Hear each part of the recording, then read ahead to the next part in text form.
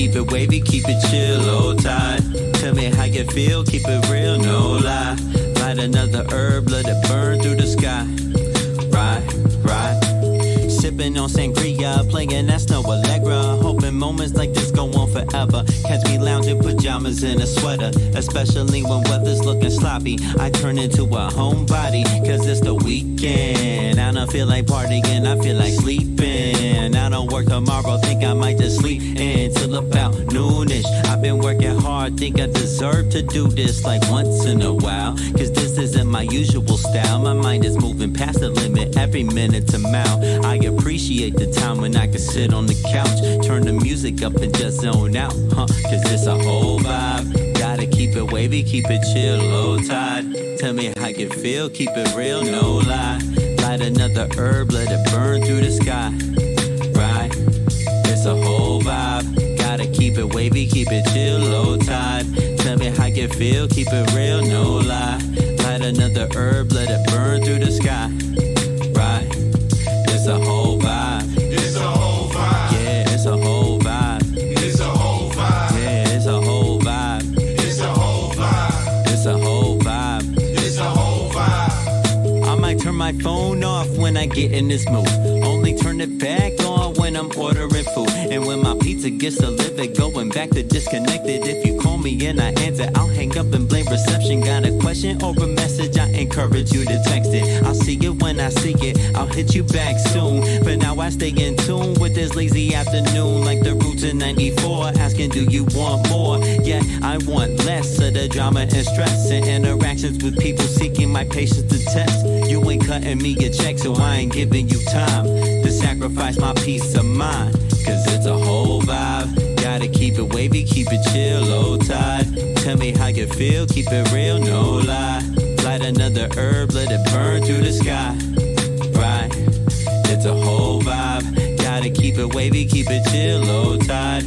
Tell me how you feel, keep it real, no lie. Light another herb, let it burn through the sky. Right, it's a whole vibe. It's a whole vibe. Yeah, it's a whole vibe. It's a whole vibe. Yeah, it's a whole vibe. It's a whole vibe. It's a whole vibe. It's a whole vibe.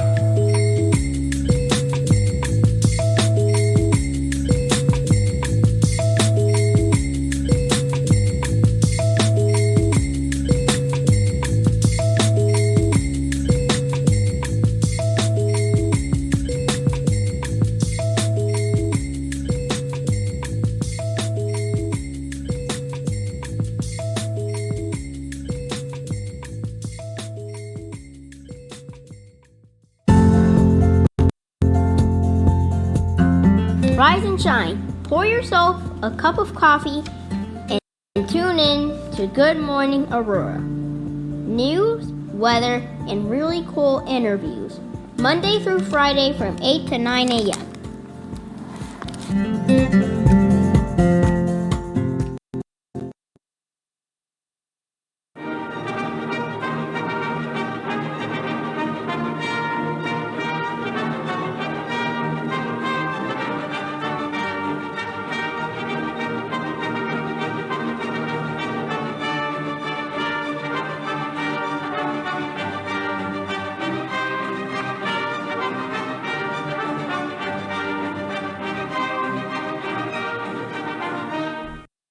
Good morning, Aurora. Good morning, Aurora. Good morning, Aurora. The time is now 8:01 a.m. You're listening to and watching Good Morning Aurora. It's not 8:01. Scratch that. 7:59. 7:59. That's right. That's right. Monique got it ready for us, y'all. So the time is now 7:59. That is right. You're listening to and watching Good Morning Aurora, the second largest city's first daily news podcast.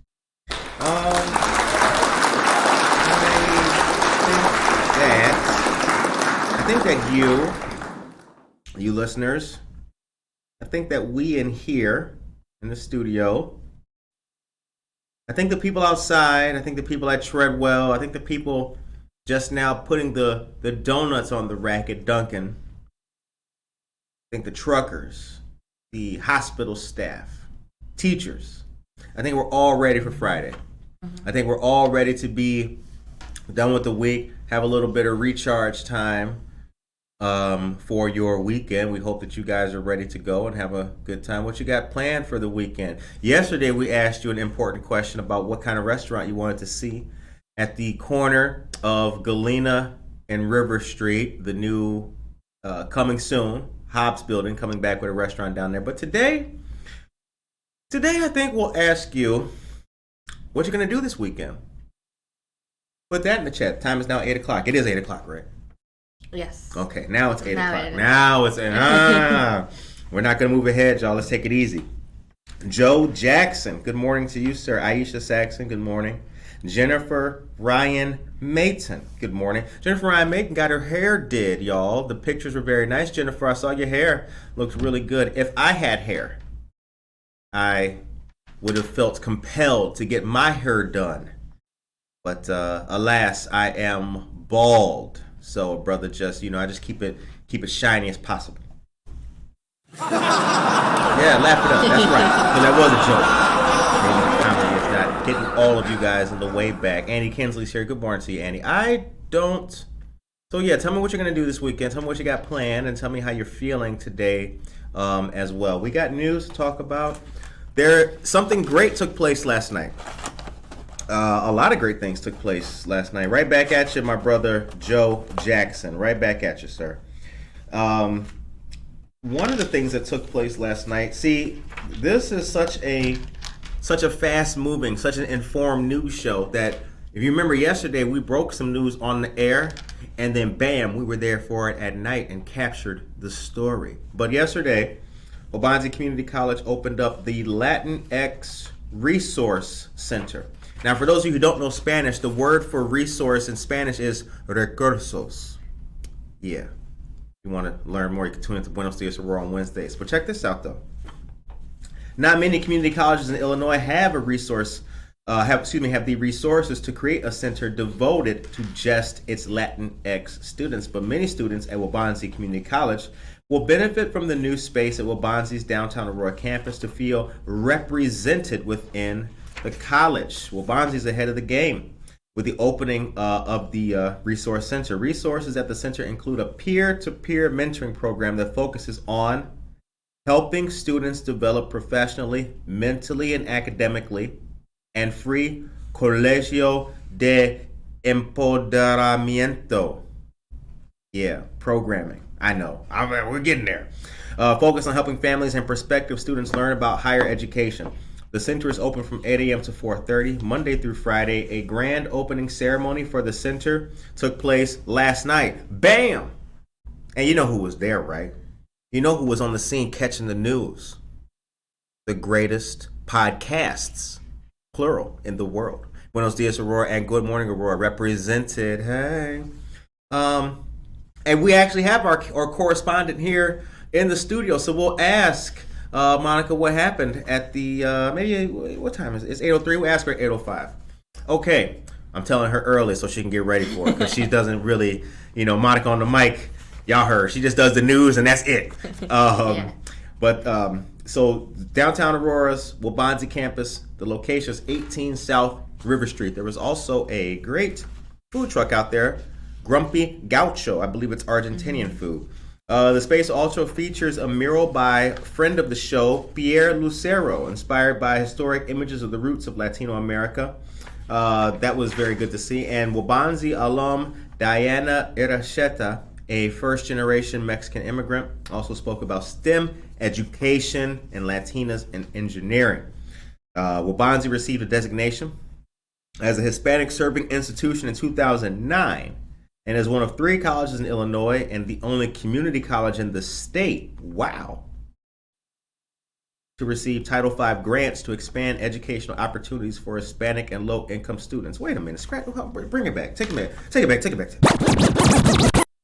Okay. Now we're back. Let me, because you know what's interesting about the printed word? And I want you to remember this, Monica. If you listen, don't never forget this. You know how that just sounded kind of strange? If you read it back a different way, if you reconfigure it and then say it, you'll see how enlightening or strange that actually is. So it starts off, remember, Waubonsie received a designation as a Hispanic serving institution in 2009 and is one of 3 colleges in Illinois and the only community college in the state to receive Title V. Yeah.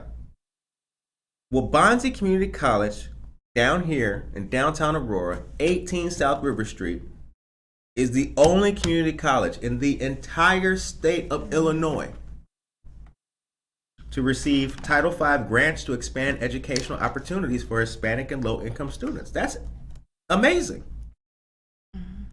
Is it amazing, or is it also kind of what's taking so long, right?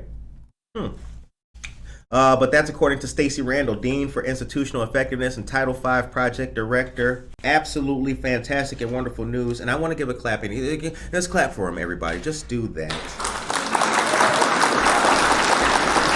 Now the time is 8:06, so you had a minute to prepare. Monica, what was it like last night at the Latinx Resource Center? Well, there was a lot of people. Okay. So there was a lot of people. When I got there, Pierre Lucero was speaking about like his mural and all the things that he drew in the mural. Like he said, there was like a lot of different. I think he was talking about like how in all of his murals he includes a lot of different like a variety of symbols. Sure. To represent, Latino everyone. Culture? Or everybody? Everyone. And then for the Latinx Resource Center, the mural, which is beautiful, it has like all like the flags representing, everyone. And then it has what stood out to me were the butterflies of Michoacan, that represent dreamers. Okay. So. But yeah, it was really pretty, the mural. But yeah, there was a lot of people. Everyone was very excited. One of the student leaders of the resource center spoke about her story and how much Franklin Ortega has helped her and many other students, many other Latino students, really find who they are and help them out with the process of just like finding a career or whatever problems they were encountering and stuff like that. So overall, I am, very excited for the Latino students at Bonzi Community College for having that Latinx Resource Center, because it's needed, and I feel like in all of colleges to have like a resource center for like I guess like your own, like from your own like ethnicity, because they understand like your story, they understand like where you're coming from, and maybe like I'm probably going like ranting and probably going off topic. Girl, but, speak your mind. This is the Great American Morning, so speak your mind. Yeah, because so I'm part of Young Invincibles, and Advocacy Day was last week, and we were talking about mental health in schools and higher education institutions, and that higher education institutions need more funding for these mental health resources at schools and stuff like that. And that's like definitely true, because I've used those resources, and not like I've probably seen like 3 different people, and they don't really understand like where I'm coming from, like where like how my parents are, like that culture, like that cultural barrier, it sort of just puts the barrier for students to like go and use those resources. Okay. Because they're like, oh well, I mean, I don't really know like if like what if like they want to speak Spanish, like what if they don't, what if they want to express themselves and they express themselves better in Spanish than in English? You know what I'm saying? Like, so just having that opportunity to have that Latinx Resource Center at your own community college, like, I feel like that's amazing. That's awesome. Word. Okay. All right. Y'all clap for Monica. Clap for Monica. Yes, thank you. Very, very. Stay tuned for the pitch. Took a lot of good pictures last night. Stay tuned for those. We'll be showing you guys those soon. And as Monica mentioned, the space, the artwork, and the different speakers are all captured in the picture. So you guys will see what we saw, or what Monica saw last night very soon. And there was a food truck outside. Yeah. But I lost my ticket because I wanted to take a picture of like the check-in booth. Mm-hmm. And so like I took a picture of the check-in booth and I left like my paper, like the flyers that they were giving out and the ticket, because I let them, like I set them down, right, to take the picture. And then I just walked off. And then after the like speaking part of the whole like introduction and stuff like that, they were like, oh yeah, and we have the food truck, so make sure you have your ticket with you. And I was like, wait a minute, like where are my flyers and where is my ticket? So I was unable to get the food truck. Womp womp. Yeah. Damn. Yeah. Ladies and gentlemen, remember your tickets. Yeah, remember your tickets. All right. Leo Zarco, good morning to you, sir. Joe Jackson says, all the Don Walker's talk yesterday had me starving. Went there and got a great pork tenderloin sandwich. Good place to go, ladies and gentlemen. Good Aurora place to go to. Take New York Street up there to Oak Avenue. And that's Todd School, where the new affordable housing is going to be, with a VNA center. Right there. Shout out to Don Walker's. I'm proud to give them a little bit of love and some business. Really good place. Go in there. The Italian beef is to die for. The time is 8:12. All right, ladies and gentlemen. Cheryl Brownell is here. Good morning, Cheryl. Julie, Marsh, May, good morning to you as well. And Jen Mendoza, how are you? We got Moms for Moms vendor event news. Actually, I'll go ahead and share that right now before we get back to our next story. First topic of discussion that we just had today, ladies and gentlemen, was about the Latinx Center, which is open. Shouts out to our dear friends. And Dora Sanchez Soto, hold on now. Dora Sanchez Soto, actually, hold on, let's do this. Dora Sanchez Soto is in senior admin at Wabanzi Community College. So excited to be involved in helping Latinos. We're glad to hear it. And we're glad the community has something else to enjoy and use as a pertinent resource. My new boss is Dr. Jamal Scott at WCC, the leader of New Latinx Group. All right, glad to hear it. Glad to hear it. All right, check this out, ladies and gentlemen. March 27th from 11 a.m. to 3 p.m. at the Prisco Community Center. Moms for Moms vendor events, NFP. Holla, holla. 100% of a silent auction going on. The proceeds will be benefiting Talented 10 Social Services. Lots of great vendors are going to be at this wonderful event, including, look how many friends of the show. Victoria, Hyla, Maldonado, Aurora. Think about the mayor. Yeah, me too. I'm going to let that marinate. Oh, gosh. Too much fun in the morning time. Stitched by Lens. Pure Romance. Poppin' It's More. Iced Gold. Laughing Koala Creations. Marie Sunshine. Norwex. Wow, look at all these names. Bulldog Nutrition. Shouts out Classy Crafty Wife. Lots of good stuff here, ladies and gentlemen. And get ready for this. As I mentioned to you before, it's going to be at the Prisco Community Center. Prisco Community Center is located at 150 West Illinois Avenue, if I'm not mistaken. 150 West Illinois Avenue. That's the corner of Illinois and Lake Street. Go there and tell them that you heard about it on Good Morning Aurora. Aurora! That's right. How do I know? Okay. So we told you about the nice hairstyle that our dear friend Jennifer Ryan Mayton is rocking. And Jennifer Ryan Mayton says, haircut by a former Girl Scout. The kids are growing up. We are all proud to see their bright futures. Absolutely. See, Joseph Weber is here. Good morning to you, Joseph Weber. Yeah, the man who drew the basics of photography on a sheet of paper for me and got my skills, well, up there, a little bit more. I mean, I'm no Joseph Weber, but a brother confident with a camera, that's for sure. Joseph Weber, good morning to you. Joseph Weber is going to be really busy with Good Morning Aurora, because Good Morning Aurora and all of its permutations will continue to profligate. The word of the day is profligate, and I hope I'm using that in the correct context. The time is 8:15.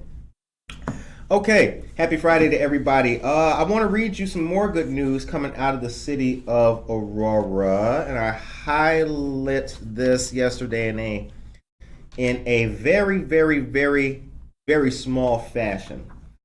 But right now, City of Aurora is looking at a grant to aid low-income clients at the FEC, the Financial Empowerment Center. Now, you know about the FEC, right? I mean, they are part of the Neighbor Project. Y'all know about the Neighbor Project. I mean, it's only the premier housing organization in Aurora dedicated to the city and all of you, and through the Financial Empowerment Center can help you become a homeowner, raise your credit score, and increase your financial savings. But I digress. So this will help fund a college education for the children of families who are low income. The potential $100,000 grant from the Kane County Grand Victoria Riverboat Fund would go towards staffing and implementing the accounts along with a family financial literacy incentive. According to Ruth Ramos, city manager for the FEC, she told members of the City Council Public Health, Safety, and Transportation Committee that the center wants to make low-income families aware of the 529 account college savings opportunities. Developing the program comes in advance of a new state law that takes effect January 1st of 2023 next year to seed each such account with $50 from across the state. Good stuff here. Ms. Ramos said that the City of Aurora, through the FEC, was to create programming for the Family Financial Literacy Initiative that would include information about the 529 accounts, how to create one, and how to access the $50 in seed money from the state. Because we can tell you anything, but showing you how to do it is more important, because that's been the traditional problem in a lot of American life, especially if you're low income, a woman, or of color, all kinds of stuff, just fill it out and attach your documents. Not telling you that this needs to be notarized, but there's no notary, so all kinds of things. But good information. Hope that the city gets the grant. And I'd like to read this quote by Mike Seville because it encapsulates so much. This is a great program you're trying to implement. Just a quote. A simple quote. He's a man of few words, but the words are always strong. Okay. Some more good stuff happened last night, and that was coffee talk with our friend Franca Liccioni. If you went to Java Plus last night, you would have had the opportunity to order coffee in the Icelandic language. You could have possibly learned other facts about Iceland that you may not have known, such as proper pronunciation for everyday simple words or what the capital is. But that was last night. I saw some pictures that look really good. Shouts out to anybody who attended that, and shouts out to Java Plus for always being a great place to have some good community things. Monica, yes, please, just yeah. Yes. We've been working together so long. We already know what to. Yes, take us to a commercial. Well, that's for you. There. Oh, I'm delivering that. Special news today. Yeah, go ahead. That's all you. Okay. Deb Sturgis, hello. Let's see. Okay. So Representative Barbara Hernandez. That one? Yeah, that one's good. Yeah. Okay. So Representative Barbara Hernandez has, I'm gonna tell you about a bill. I'm not sure if this has passed already or if it's in the process of passing, but it is HB 4620 and SB 3707, and it requires annual dementia training of at least 2 hours to be completed by anyone working in the Illinois Department of Aging. The training must include Alzheimer's disease and dementia, safety risks, and communication and behavior. And why is this important? Individuals struggling with Alzheimer's disease and dementia require special care by medical professionals. This bill will ensure that they thoroughly understand the needs of individuals with dementia. So if you all are, accepting of this bill, reach out to Representative Barbara Hernandez and make your voice heard, and tell her and other representatives as well to vote on that bill. That's right. That's right. And now you can give us our normal news, a couple of our quick topics. That bill is very important. We've always talked about, one of the things we talked about kind of in the school context yesterday, remember?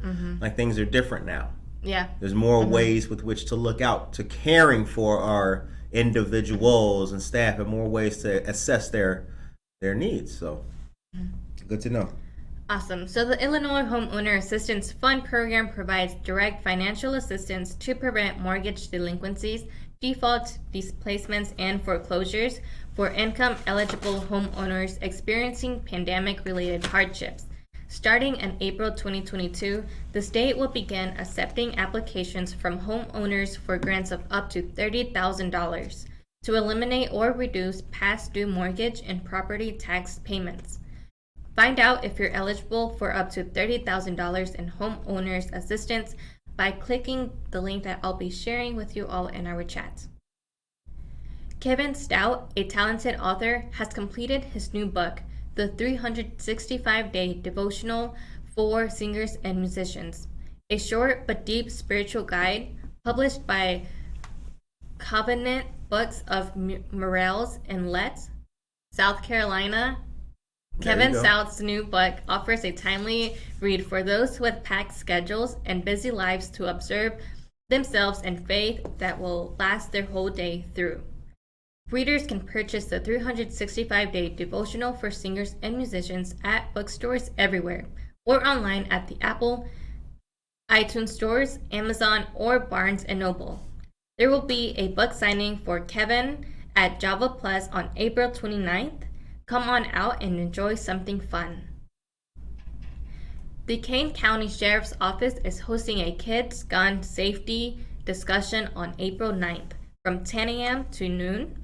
Topics discussed will be gun disposal, the safe storage of guns, basic gun safety rules, and much more. There is a QR code to scan for registration on the shared social media flyer. You may also register by clicking on the link that I'll be sharing with you all in our chats. Back to you, Curtis. All right. Thank you very much, Monica. Thank you very, very much. Okay, ladies and gentlemen. Before we get back to our next piece of information, as I tell you about a great article that I read about the last 2 years in Fox Valley dealing with the pandemic, I want to say good morning to Mr. Josue Pais. He's here. Good morning. And Mr. Rick Guzman says he had his ticket but had to go and the line was too long. Oh, he didn't get the empanadas either. Darn. Did anybody try the Grumpy Gout? Did anybody in the chat go last night and actually taste it? Now, Tracy Duran has had it before. Yeah. She says they're good. Okay, so we got to holler at them. Grumpy Gaucho. They follow the Buenos Dias Aurora page. So, yeah. So we'll be in touch with them. You know how we do. Get ready. You'll see us anywhere. Might see us at the White House one day. Is that Monica standing up asking questions? Where is Joe Biden? Okay. So this Saturday, ladies and gentlemen, the 26th, from 10 a.m. to 11:30 a.m. at the Prisco Center, the Homebuyer Education Seminar is taking place with the Neighbor Project and BMO Harris Bank. This is open to the public, and it is free of charge. The Neighbor Project Homebuyer Counseling Services will help walk you through the steps of the home buying process and learn and teach you about down payment assistance programs and other home buyer resources. Many topics will be covered, such as the different types of mortgages, budgeting for home ownership, the home buying process, and down payment and closing cost assistance. For more information, you can call 331-300-3566 or email Jerria at neighborproject.us. And can you put that in the chat for these wonderful folks, please? Thank you very much. Okay. So, ladies and gentlemen, here we go. I'm going to read this article to you guys. From my 8-year-old daughter, Kate, listening to me. I'm going to Nashville this weekend. Oh, going to Nashville. Nice. Nashville, Tennessee. Good stuff. I hear good things. I haven't been there yet. Oh, that was the question of the day, ladies and gentlemen. Put in the chat what you're doing this weekend.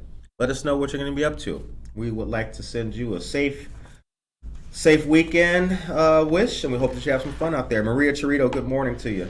All right, here we go. So there's a really good article in the Beacon right now, ladies and gentlemen. Kane County's COVID... Oh, wait. Scratch that up, DJ. Here we go. After the last 2 years, COVID-19 pandemic has left lasting changes on Fox Valley. Monday will mark the 2-year anniversary, or Monday that just passed, marked the 2-year anniversary of Illinois' stay-at-home order implemented after a surge of COVID-19 cases started to hit the state. Since then, around 1,165 Kane County residents have died from the virus after a massive healthcare effort featuring testing, vaccinations, and boosters. And you can bring us back on. COVID-19 rates in the county are down to a level not seen since last summer. This article also mentions it mentions family counseling services and other great organizations and how they've been dealing with things. However, it doesn't mean the impact of the pandemic is over. From housing to education to business, Fox Valley residents' lives have been permanently altered over the past 2 years, with some of the changes enacted due to the pandemic set to come for years to come. In the housing industry, some people saw themselves moving from cities and out of apartments and looking for their own space to stretch out as they quarantine. Aurora real estate broker Diane Yelm said the biggest struggle over the past 2 years has been a lack of inventory of houses because some sellers froze and were too scared to move, while buyers wanted to close deals as fast as possible. Due to experiences during the pandemic, Yelm sees people investing in their backyards and making it more of an extension of the home. Interesting. While just 23% of Americans work from home occasionally before the pandemic, according to a Pew Research Center survey, now more people see themselves turning their guest bedrooms into home offices and using video platforms to communicate for business. I have. Now, I already had a home office, but I turned my own bedroom, half of that, into a home office. So it's just office crazy now. But personally, for myself, it wasn't necessarily making like a whole new office.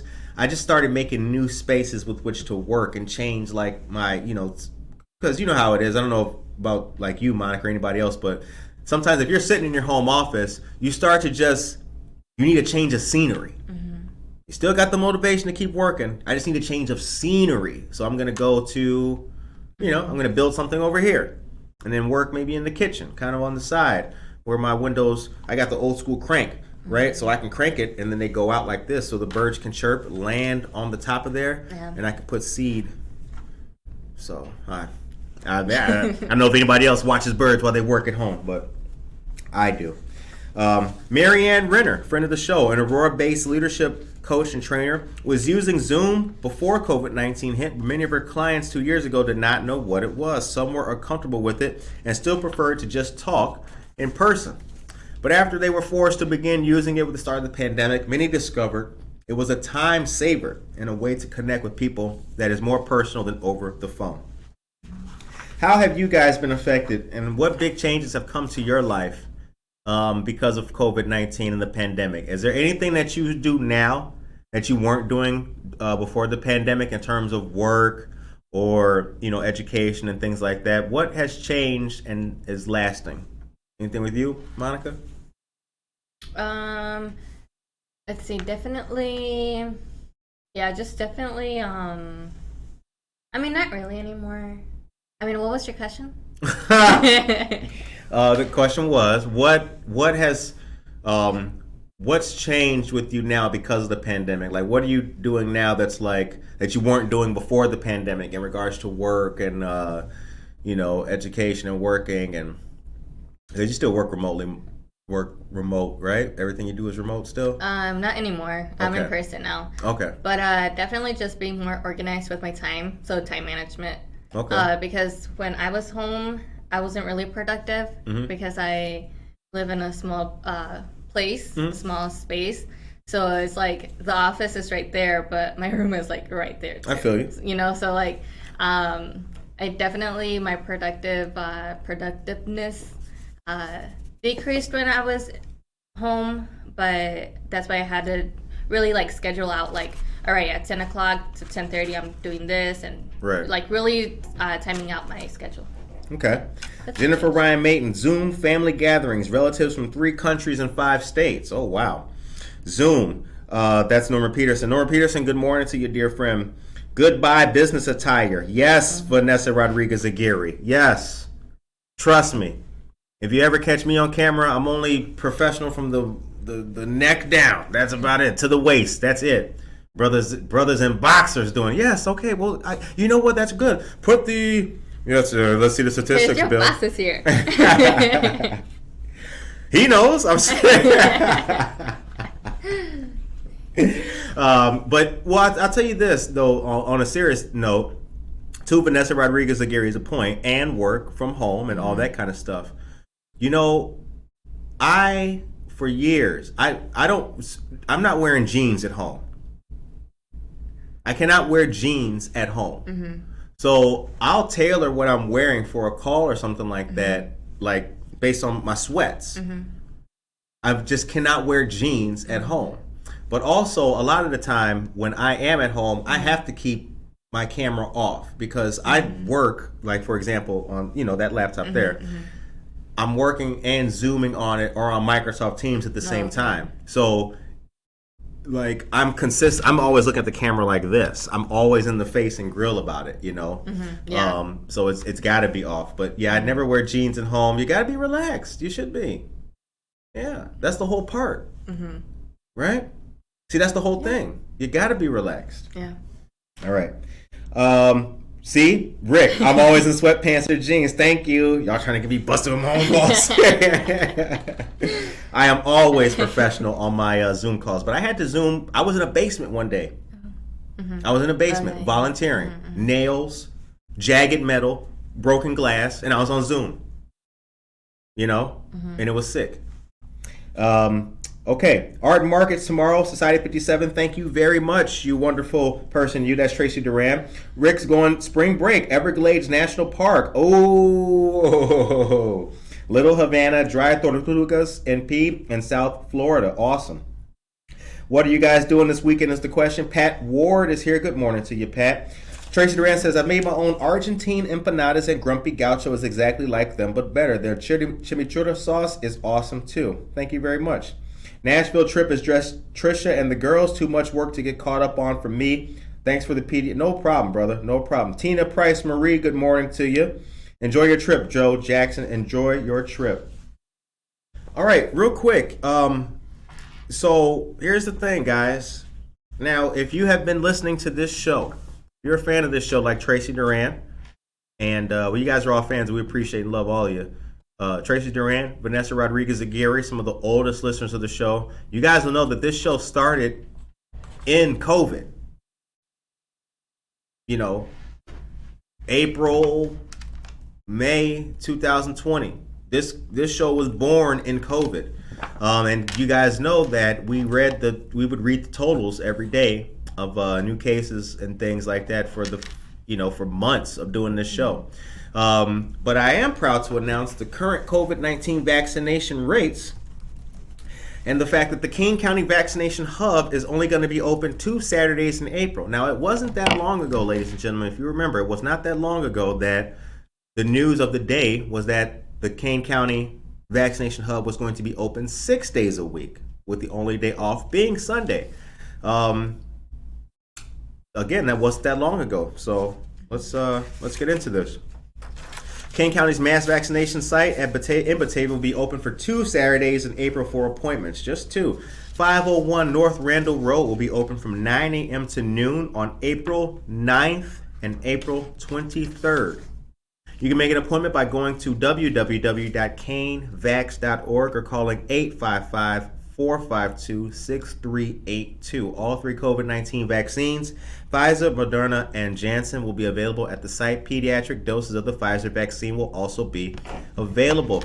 The county continued its lease for the former Sam's Club facility through May, but Kane County board members have said it's time to consider closing the site and relying on doctors, offices, and pharmacies to provide the vaccinations instead. At a Kane County Board Public Health Committee meeting last week, board members said they will discuss future plans for the Batavia site at an upcoming meeting. A list of places that provide COVID-19 vaccines in the county is available online at www.canehealth.com. Currently, the site sees less than 100 people a day.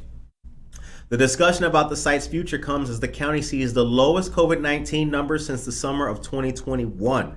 The county had a 7-day test positivity rate of 1.9%, and that is of Wednesday of this week. All right. 8:35 a.m. One of the questions we've been asking, folks, we asked Pastor Brian Sindelbeck of Village Baptist Church. I think we asked Sean Biederman of Aurora Central Catholic. I think we asked, who else do we ask? We've asked a few people about it. Are we out of the woods yet with the COVID-19 pandemic? I don't think that we are. We talked about the BA2 variant, new Omicron variant. So we're still cautious and hesitant, but it's good to see things opening up in a positive and respectful fashion. All right, 8:36. Monica, take us to another commercial, please. Give us a few more key points. And then I also gave you the list of the spring events. Did I not? Mm-mm. I did not? Okay, I'll send that to you. Okay. Let's see. Cindy Tolbert, good morning. Join our friends of Marie Wilkinson's Food Pantry and #LovePurse for a great collection and donation drive honoring Women's History Month. Going until March 31st, you can donate purses and drop them off at any of the 3 locations: Aurora Bank and Trust, Marie Wilkinson's Food Pantry, and the office of State Representative Barbara Hernandez. For more information, you can email relations@mwfoodpantry.org. Tuesday, April 19th, there will be a great hiring event at the Aurora Public Library downtown. This will take place from 4 to 7 p.m. and it's sponsored by the Aurora Regional Chamber of Commerce, Quad County African American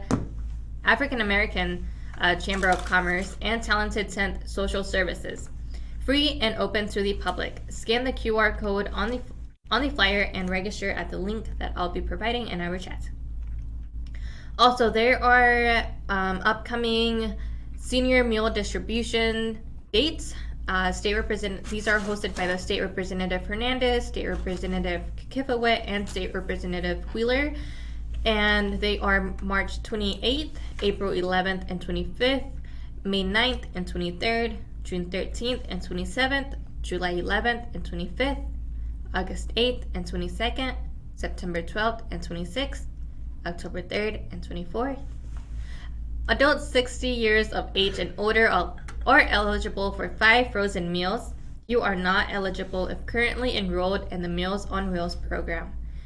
This will be done in a drive-up fashion at St. Athanasios Greek Orthodox Church. You did it. Say it again, though. Get comfortable with it. Athanasios. Athanasios. Athanasios. Say it again one more time. Just Athanasios. there you go. Clap for Monica, everybody. Clap for now. Athanasios. Athanasios.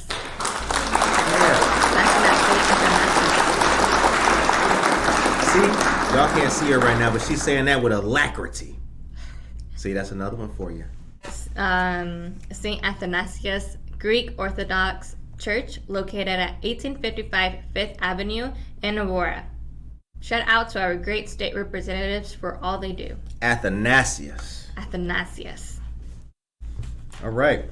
So I'm also going to send you, I think I check your phone real quick. I sent you the Aurora downtown list of things. Put that in the mix. I like that, Josue, right? Thank you. Everybody's clapping.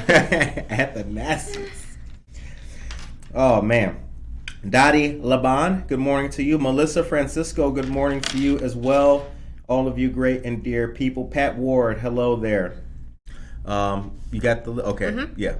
Okay. So the Aurora Downtown events of 2022. First Fridays, every first Friday of the month from February through December, but no July. Art and Market, that's hosted at Society 57 from 9 to noon, is the second and fourth Saturdays from February through the end of April, and the second and third Saturdays in November and December. Egg Hunt on the Island returns from 1 to 3 p.m. Saturday, April 9th. And go on an egg scavenger hunt via Stope Island. And then the bunny's gonna be at the gazebo. Right. Cool beans. All right, Food Truck Festival, Friday, May 6th from 5 to 9 p.m. Food trucks will be at Benton Street during First Fridays. Aurora Museum Week, enjoy tours, specials, and activities from June 5th through June 11th. Movies at a museum, the Aurora Regional Fire Museum. View a popular film outdoors at dusk on June 9th, July 14th, and August 11th. Also, movies at Mundy Park, the venue on Water Street Mall. Brew and view outdoors at dusk, June 16th, July 21st, and August 18th. Also, Wednesday at the Plaza, at the Millennium Plaza. Free summer concert series at 7 p.m. from July 13th through August 10th. And this is at the Millennium Plaza. Downtown Block Party, Friday, August 5th from 6 to 10 p.m. There will be music, food, and fun on Stope Avenue. Alley... Stop Avenue? Stope. Alley Art Festival, Saturday, August 27th from noon to 5 p.m. Grassroots Art Festival on Water Street Mall. Sugar Skull City, celebrate Dia de los Muertos from October 15th through November 6th. And then there is a trick or treat downtown from 1 to 3 p.m. That's right. That is right. So many events happening at Aurora downtown. All the events. All the events. All the news. And I'm very proud to say that, hey, your favorite morning news show, program, experience will be there. See, this is what you guys got to understand. And you can bring us back, Monica. You can do that. This is what you got. Look. Get used to seeing us, right? Mm-hmm. Get used to Monica walking around with this camera. Well, this is a bag, but inside of this bag is a camera. Get used. Get used to it. The Second Largest City's First Daily News Podcast is here. We get the news, we get the headlines, we get the stories, we get the experience of all of you beautiful people. Because remember, it's not about us. It's about you. It's about what you're doing, your experiences. You were the alumni at Marmion or, whatever. Mm-hmm. It's about your experience, your story, because this is all of our great city that we got here. It's a beautiful thing. Okay, thank you very much, Monica. Told you guys yesterday about the Hobbs building, the restored. Oh my God. Just. What you got? No. I mean. Sip it up. Oh, y'all, sip it up. Joe Jackson, sip it up. For those of you just joining the show, for those of you who just tuned in and started watching Good Morning Aurora, when we mess up a word, it means we're speaking too fast, we're going too crazy. So we take a sip and we calm ourselves down. Let's try that again. The redevelopment of the historic Hobbs building in downtown Aurora is moving quickly. Now, here's something I did not know about the Hobbs building. It's 130 years old, and the last time there was activity on the upper half was 70 years ago. Holy cow. The bones were first put together, the bones of the building were first put together, in 1892 for the Hobbs Manufacturing Company, which made furniture and coffins. And as we talked about yesterday on the show, I mean, what a shopping experience, right? Can you imagine being, getting married and you go furniture shopping? Oh, honey, let's get a dining room table. I'm thinking about a coffin. Like, who did I marry? It is likely best remembered by people as the Crosby Building, actually, because Crosby Sporting Goods occupied the first floor from 1952 to sometime in the 1980s. There will be 31 apartment units on the upper floors. There are 3 first floor spaces reserved for restaurants. Those first floor spaces can use the basement too. How about that? JH Real Estate Partners, friends of ours, have been in discussions with several potential users, including detailed discussions with one particular restaurateur for the first floor space at the corner of Galena and River. The first floor area where Crosby's used to be still has a stairway in the middle of the room going to the basement. This was common in older buildings, particularly those that held places like sporting goods stores, hardware stores, or department stores. Now, I'm old enough to remember, those old school places, that's how it was. Remember? You guys remember Venture? Oh, we're going to take it back. Who remembers Venture? Who in the chat remembers a store called Venture? Do you? Do you really? Let me know in the chat if you remember a store called Venture. Okay. As part of the $13 million overall project, the company is using state and historic tax credits worth about $1.9 million from the federal government and about $2.7 million from the state government. The rest of the cost will be covered by equity applied by the company, a traditional loan, and some money from the city. When all is said and done, most will forget the buildings were ever separate, because there's separation between the two. While the Crosby section of the Hobbs building used the basement, first and second floors in the 1980s, most of those upper floors have not been used 70 years. Wow. Developers are using much of the old building as possible. Some apartments have original natural brick walls on one side, and others have large open wood beams along the ceilings. Cool. As happens with apartments carved into old buildings, the units in the Hobbs are markedly different, many including bay windows, all including wide views down either Galena or River. Now, when I lived downtown, you could see so much when you live downtown. Because people, here's the thing about human beings, right? They forget. They never look up. They just never look up. They were in traffic singing, eating French fries, hitting their kids in the back with a chancla. But you can see a lot when you live downtown. So if whoever gets an apartment there, send us an email and let us know, and we will plan we'll plan your housewarming party. You know, you can give us your keys, and we got that. We got that for you. Okay, then there is the Onion Dome. The developers will recreate it at the peak of the Hobbs where Galena and River meet. The Onion Dome was used commonly by the building's architect, Mr. James E. Minot, who also designed the old firehouse at Broadway, New York Street, which now houses the Aurora Regional Fire Museum. That building also has an onion dome. The time is 8:48 a.m. Holy cow, time is going by pretty quick. All right, what do you guys think about that? Well, I know what you think about that. You're hungry, and you want that restaurant to come down there at the Convergence, the front part of the building, Galena and River Street. I want a restaurant too, but I'll tell you this. Here's what else we got to remember is good about this. Now, if you go down River, going north, and you cross over New York Street, you know, you got the parking back there of Hollywood Casino. That's going to be an apartment too. Pretty soon, there's not going to be anything but apartments downtown. What do you guys think about that? That's what we wanted, right? Well, but that's what we I wanted. I remember hearing that the Hobbs one was going to be like that the millennials were going to be living there. Who? Or what was that story about? Who was gonna live there? That no millennials were gonna be living there. No millennials? Or something like that. Or no? That wasn't one of our stories. Oh, okay.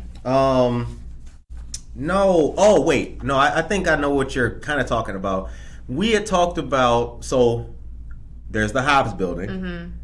There is the space, the parking lot where Jake's Bagel is on the east side of the river. Mm-hmm. That's going to be apartments. Mm-hmm. Then the west side, on the opposite side of that, where we're talking about right now, Hollywood Casino parking, that's going to be apartments. Mm-hmm. And then the terminal building, which is Broadway and Galena, that's going to be apartments as well. I think one of our conversations was, okay, in all of this building, are any of those going to be affordable housing units? Yeah. What's the price going to be? Who is going to be living there? So I don't think millennials specifically was the topic of the group we were identifying. But the conversation was, who is going to be living there? Is it going to be affordable housing? Okay, of all these units, what's going to be affordable? Because I think it's a valid concern, because I've seen the layout of the units of the terminal building, and it's billed as affordable luxury. Now, luxury and affordable are typically not words that's right. They're typically not words associated with each other. If anybody has a different opinion about that, let us know in the chat, certainly. But I think it's a valid. Oh yeah. I think it's a valid thought. I think it's a valid thought, but I don't think it's worth not having the development. Yeah. People make more money now than they used to. More communities of color make more money now than they used to. So the idea that, oh, you're building it, that's going to keep out certain people. I don't buy into that hook, line, and sinker. You know what I'm saying? I'm not all the way in that, because again, more Latinos have money now. More African Americans have money now. You know what I'm saying? So it's just because it's nice and shiny does not mean that certain people are not able to afford to live there. So that's my opinion on it. What do you guys think? Josie Mendoza Geller is here. Can you believe Worth is interfering with my viewing? Listening again today, rocking a t-shirt though. Oh, work. I know, right? See? That's what every boss should allow their employee to listen to Good Morning Aurora in the morning. That should be a law. I'll sign it like Joe, but I'm now signing the GMA Act. That's right, Josie. Thank you for tuning in, Josie. Yes, Venture on Route 79 New York Street. Route 59 New York Street. Venture. All right. It's Ventures. Thank you, Vanessa Rodriguez-Aguirre. Rick remembers Venture. Kill two birds with one stone. Get your couch in a coffin. Thank you very much. Tracy Duran. Tracy Duran is a friend of the show. She is the... Tracy Duran got a new tagline, the redheaded historian. That's her whole. I was hearing you, Tracy, on the Instagram. Yeah. The redheaded historian. But Tracy Duran she supports Neighbor Project. We appreciate that. Norma Peterson supports Neighbor Project. We appreciate that, and we appreciate Tracy Duran and her history supporting all of our endeavors and things we do. Shout out to the redheaded historian. Get to know Tracy Duran at her website, tracyduran.com. I think that's what it is. She's an author and historian here in town. Okay. I'm glad you guys remember Venture. I remember a lot of the shops downtown had the basement shops. Bender's on Broadway had a Levi's section in the basement. Wow. The original Onion Dome at the Fire Museum was dismantled during World War II to utilize the copper for the war. That is true. That is Tracy Duran, that is very true. And an important part of American history is that at one point in time in this country, not donating your copper, your paper, or comic books, which are now worth millions of dollars, was unpatriotic. Why are you reading Superman, which is now worth $13 million for a comic book? Why are you reading that? The boys need that for the miscellaneous casing for the rifled round and the I'm getting in the weeds here. 8:54 is the time. All valid points. Developments are good, but it's got to balance out with some affordable options in or near the downtown area too. Absolutely. See, that's what we were talking about.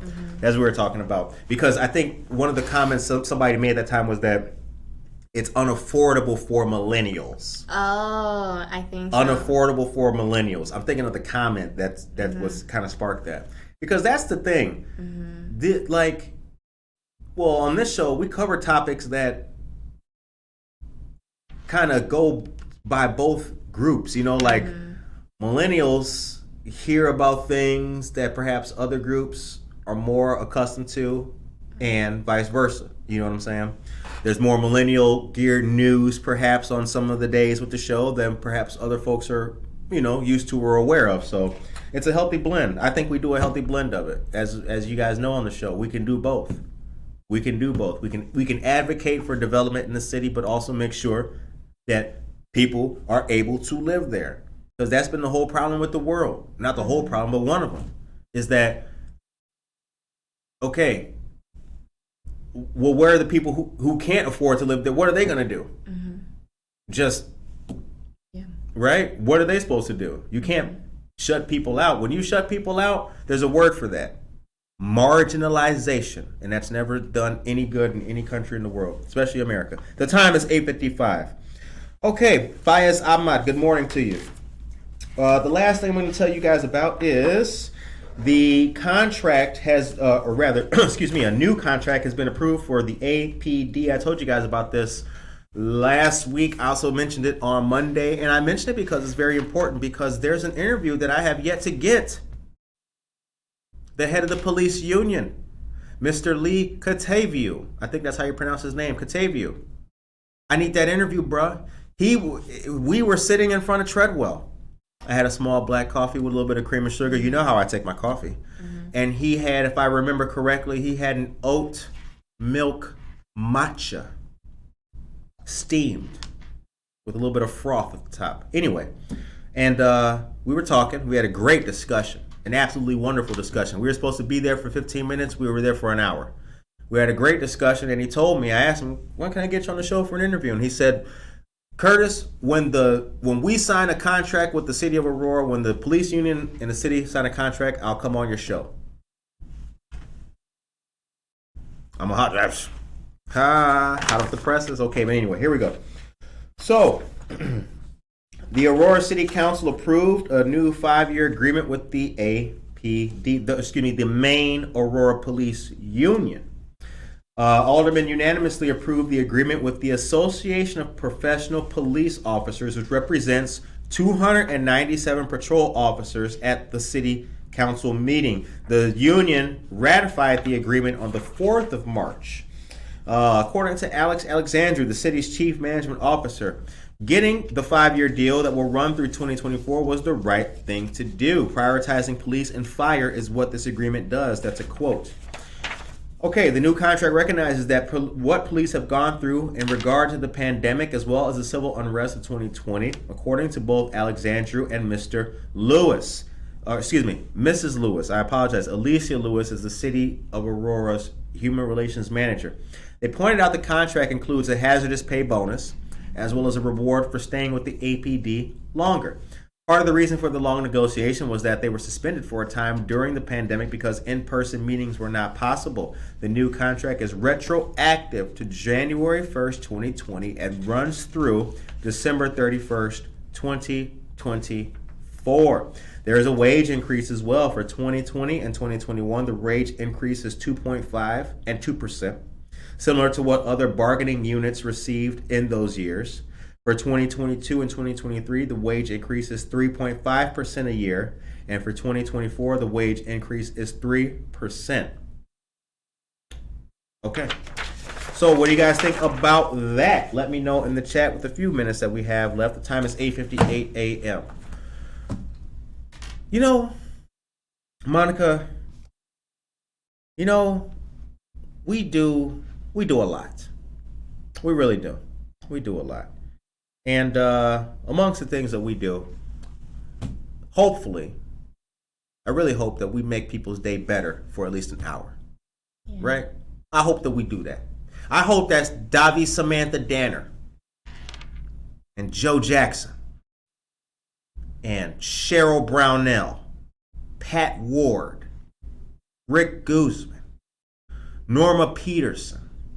All these names. Look at all, they're people. They're people just like us. Corey Ingram. Corinne's Kitchen taking online orders today starting at 3 p.m. Thank you, my brother. Thank you. Tracy Duran, Josie Mendoza Geller. I hope that we can make their day better for an hour. That's what I'm in it for, amongst other things. Right? Yeah. We want them You at home or in your home office, in your library, in your work cubicle, in your car. We want you to have the most positive, forward-looking, motivationally explicit day that you can possibly have. That's it. Nobody should wake up and continue to persist in a bad mood. Let's have fun. Let's be positive. And let's just, let's sing Kumbaya, even metaphorically. Monica, did we get everything today? Did we? I think so. Just a quick shout out to the African American Chamber of Commerce. Yes. How did I forget? And their networking event that happened yesterday at the Crystal House. That is right. Gil Rios, good morning. Judy Dawson, Sherman Jenkins, and the whole crew. Yolanda Dunn, Elias, everybody. Yeah, shout out. All right. Thank you, shipmate. You are appreciated. Corey Ingram, United States Navy veteran. Yes, go Navy. Go Navy. Tracy Duran's dad. May he rest in peace. Go Navy. Thank you very much. Corinne's Kitchen are friends of ours. They are a fantastic family-owned business serving you absolutely wonderful barbecue and soul food. You will love it. Go to McCarty Mills. They are always up there at McCarty Mills. Great food, and they are dear friends of the show. Ladies and gentlemen, that's it for today. It's 9:01. I hope that you guys have a great day, a blessed weekend, a positive weekend, and as we always tell you, from myself and Monica, take care of yourself and each other.